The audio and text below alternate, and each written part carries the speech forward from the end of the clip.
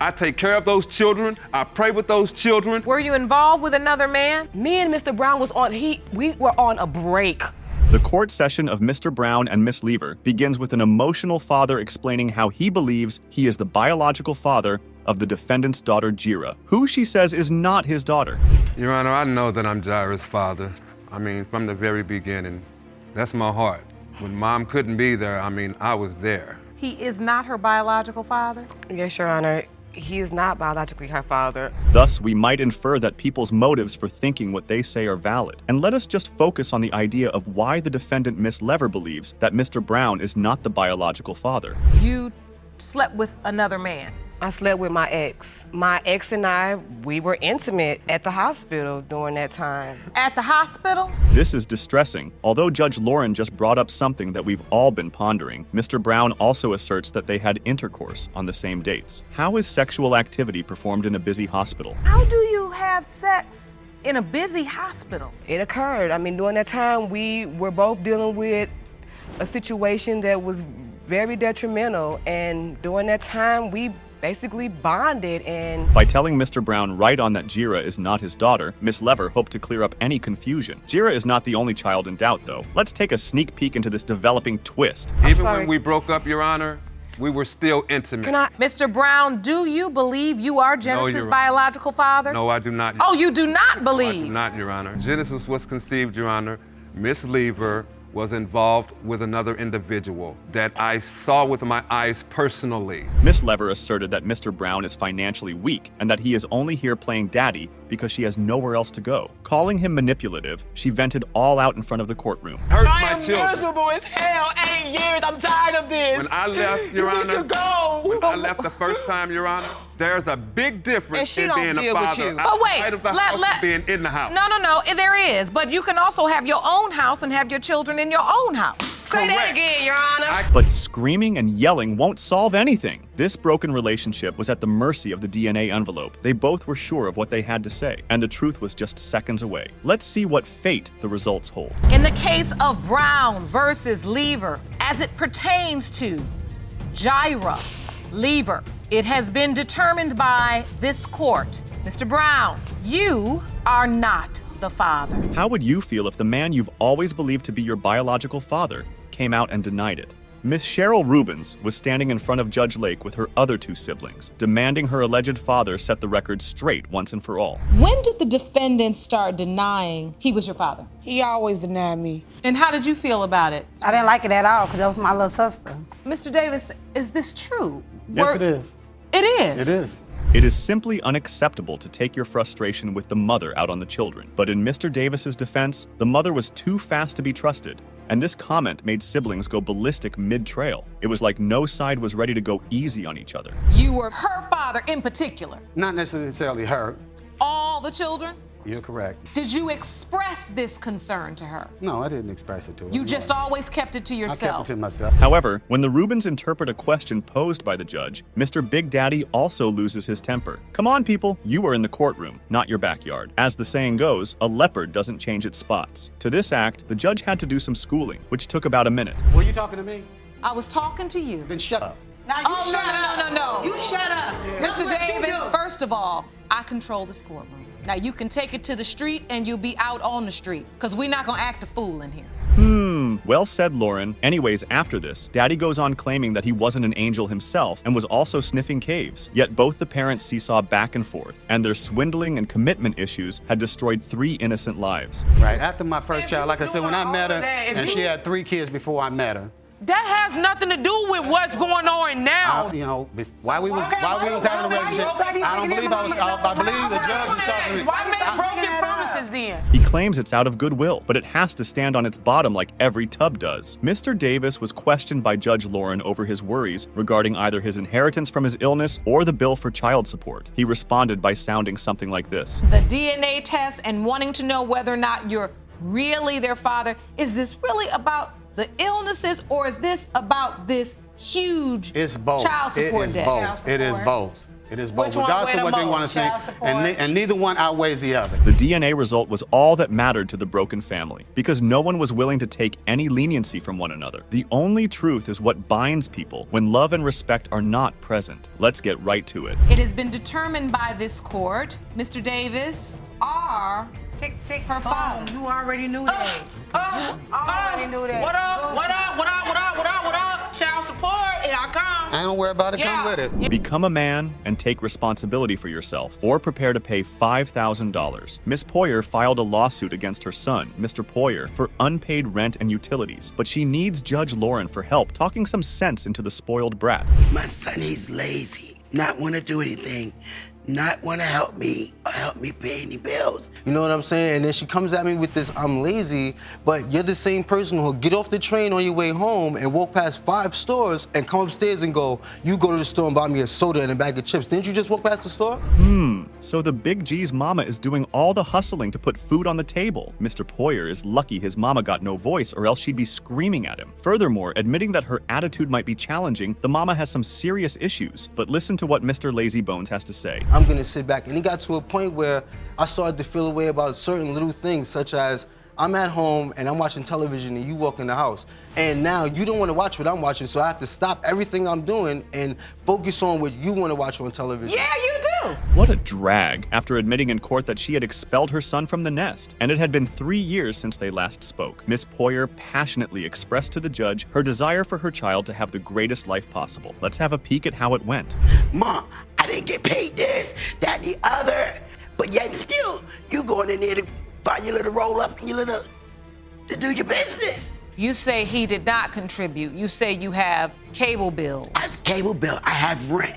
Did you bring that to the court today? Yes, ma'am, I did. If the team up between Miss Poyer and Judge Lauren wasn't enough for Mr. Lazybones, there is another teacher in the picture that has her side of the story when it comes to Mr. Poyer. My main concern, the reason why I'm here, is because he's going out smoking marijuana. The worst thing I've ever done was smoke weed and hop a turnstile when I was 17. Leave it alone, let it die already. Okay.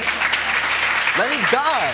I don't understand. Man, give me a break. Aren't those classic concerns of black parents? Smoking marijuana, hopping turnstiles, and the cherry on top, a girlfriend whom they think is a bad influence. But wait, more facts come to light after the lip-pierced girlfriend is presented in the courtroom. Y'all make $150 a week, from what I gather. You live with your mother? Yes. You pay your mother? Yes. He pays your mother? Yes. Oh! So why he can't pay her? Did you just state to this court that you're working and you are paying her mother? I am. At this point, so in exchange for her residence, he pays his girlfriend's mother. He had the opportunity to help his mother in some way. Simply tragic that. He needed some clarification on a few topics, which Judge Lauren had to provide him. You a grown man living like a kid. You should have been out a long time ago. You wouldn't have been able to live in my house growing up if you didn't keep a steady job. Now, what is very interesting to this court, and I see to your family as well, when you leave the nest, suddenly you begin to live up to your potential. With all arguments out on the table, it was time for Judge Lauren to settle the score between mother and son as enough schooling was done. We had to come to the conclusive part, because these people be going nowhere with their feud. Hey, remember, I want you to do something. May I hug him, please? You absolutely can. Do you remember it? This is what I most remember. Give me some nose. Miss Poyer, with that said, what is your decision? I'll let this one ride. I thought so. I'll do the honors for you. As the sole provider for her 2-year-old daughter, Ameri, Miss Hubbard comes to paternity court furious and seeks to prove the defendant, Mr. Watson, is the biological father. With good old reality TV drama, the trial begins on this note. So if you say he knew about her, has he been helping you? No, ma'am. No, he hasn't contributed to anything. He hasn't done anything for her. Nothing. You're doing this by yourself? Yes, ma'am. I'm taking care of my 5 children and my disabled mother by myself. Ms. Hubbard was so frustrated by the fact that she confessed to even making the defendant responsible for not showing empathy regarding the ongoing situation. However, she claimed that for 2 years, Mr. Watson didn't even attempt to provide for young America. She even sold his outfit for $100 to help with the child's expenses. Have you done anything for this child? No, ma'am, I haven't done anything for the child. You admit you've done nothing? Yes, ma'am. Why is that, sir? Because I don't think this is my baby. You don't? It is not my baby, because she lied. But your family had sex with Miss Hubbard, But your family members Right, but she Did lied. you use protection? No, ma'am. Oh boy. Nevertheless, why wasn't Mr. Watson focused? What caused all the uncertainties in his mind about the child? Apart from having to experience animosity from Miss Hubbard, he brought a calendar he had created with information on her pregnancy before the court. Here is how it all started. But you would have been about ready to have the baby. Yeah, that's what I'm saying. He's lying. I told him, when I knew for sure that I was pregnant in March, that's when I told him that I was pregnant. Did she say she was pregnant in March? She told me that she was pregnant. She was 3 months pregnant. I was like, oh, okay, so I know she probably be pregnant because we did have unprotected sex, so I rode with it. So now messing with the convincing dates is equivalent to messing with your child's future? Mr. Watson further justified the doubts by presenting the court with her diary in which Miss Provider has been collecting condom wrappers from her previous sexual encounters. Damn, that's nasty. I flipped to another page, it had a condom pack on it. And explaining the dude that she had sex with, how his sex was and everything. Okay, I flipped to another page, flipped to another, was another condom pack right there. So I'm like, On the diary? right. Okay, let me flip through. Oh, and some of the pages stuck together. I'm done with it. I ain't touching that ever, but never mind. Cutting to the chase, all of the other family members, Miss Hubbard said, are convinced it is his child, but he denies it. She also wants a DNA test to force him to step up and support his daughter. He keeping her away. He don't even want her around his other kids. He don't even claim her. Sometimes he claim her on Facebook, then he get mad, that ain't his baby, then he make a show about it. But that's his child. Your Honor, Now only one thing was left, to restore the trust between this couple. And yes, that's right, the DNA results. So why wait? Judge Lauren is efficient when it comes to calling the shots. Here is how it went. Mr. Watson, you are Amiria's father. Deadbeat. Like I told you. Nope. I'm sorry. In this paternity dilemma, Mr. Matlock came home from a trip to find his girlfriend pregnant, whereas Miss Monroe admits she invited her ex to stay over when he was away. Despite knowing this, Mr. Matlock forgave the woman, but since now there is a child in the mix, his love has changed. She moved her ex into our home. In a week? In 1 week, Your Honor. At what point do you find out that she's moved another man into the house? From her.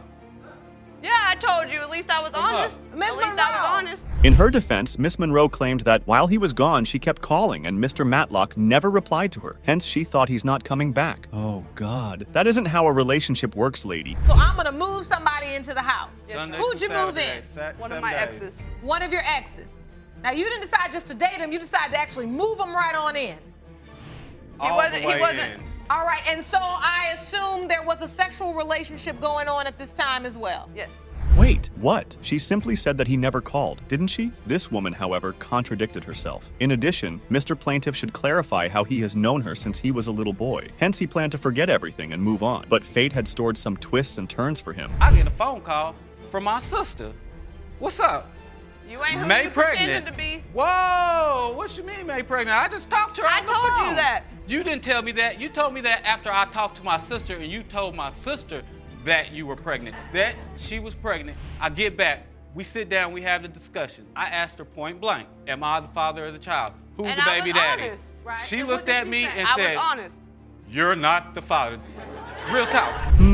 Sounds really messy. Why hide the pregnancy, Miss Monroe? Anyways, she did confess to Mr. Matlock that it's his baby, but that's also another story. And Mr. Matlock is all in with his dates. Was the last week in August that we see here in green. And you claim that her ex was intimate with her during the beginning weeks of before August, which is indicated in yellow. And that's the month of conception. You don't move nobody in within a week. Either way, it wasn't a week, it was a month. It's easy to see through your visual that this could be. Well, amidst all the drama happening on deciding the paternity of the child, Mr. Matlock wasn't a deadbeat, and he kept on paying the child support. This was all happening while he was unsure, and the baby mama seems to not even appreciate that. I missed my court date, and I was a father by default. I have evidence to prove that, Your Honor. The bottom line is when that court date came up, Mr. Matlock, you're saying you never got notice of when your court date was. So you didn't show you weren't there. I was at work. By default, I am the father. You were determined to be the father. I am the father.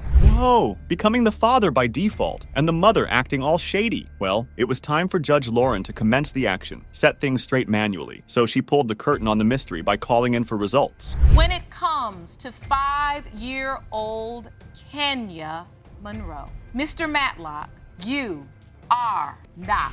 I knew it. Go find your baby daddy. Put somebody else on child support. I want my money back. I told you I wasn't the father of that child.